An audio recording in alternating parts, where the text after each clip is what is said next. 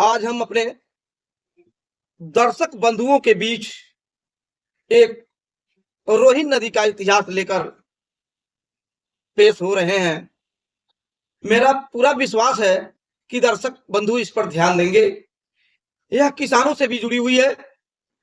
यह नदी महात्मा गौतम बुद्ध, जिसने पूरे दुनिया को सत्य और अहिंसा का संदेश दिया, उनसे भी जुड़ा हुआ है।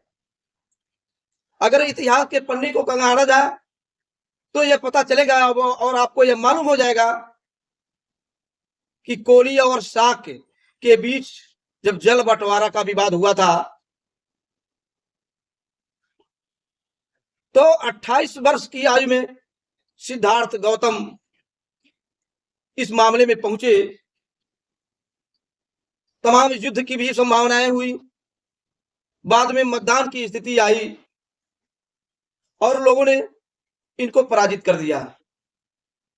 शायद यही कारण रहा कि महात्मा गौतम बुद्ध को वनवास झेलना पड़ा और वे अपने राजपाट को छोड़कर निकल पड़े और पूरी दुनिया में सत्य और अहिंसा का संदेश देने लगे। गौतम बुद्ध से जुड़ी हुई नदी भारतवर्ष और पड़ोसी राष्ट्र नेपाल से सटे भारत का क्षेत्र है, जो नौतनवा क्षेत्र। वहां पड़ोसी राष्ट्र नेपाल से चलकर, दोस्तों मैं आपको एक चीज और बता दे रहा हूं, यह रोहिन नदी का उद्गम नेपाल के लुम्बिनी क्षेत्र के रूपन्देही और कपिलवस्तु जिलों में शिवालिक पर्वत की चौरिया पहाड़ियों से होता हुआ दक्षिण दिशा की तरफ निकलकर और वहां बहते हुए भारतीय राज्य उत्तर प्रदेश में प्रवेश करती है।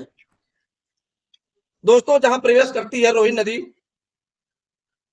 वहां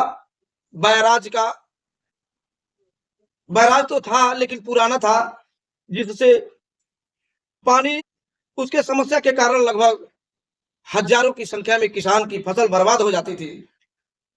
लोग मांग करते रहे, वहां के किसान तमाम धरना प्रदर्शन किए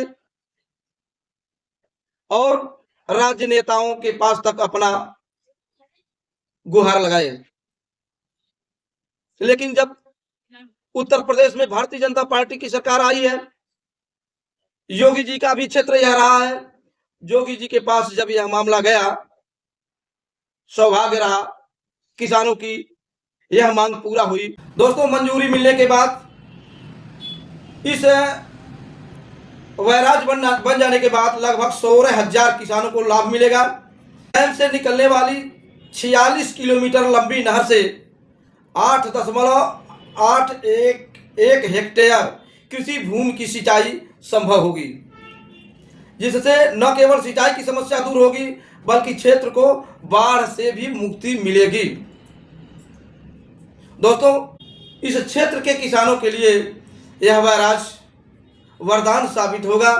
ऐसा जानकारी मिला है कि इस डैम का निर्माण लगभग 148 करोड़ रुपए की लागत से किया गया है। दोस्तों,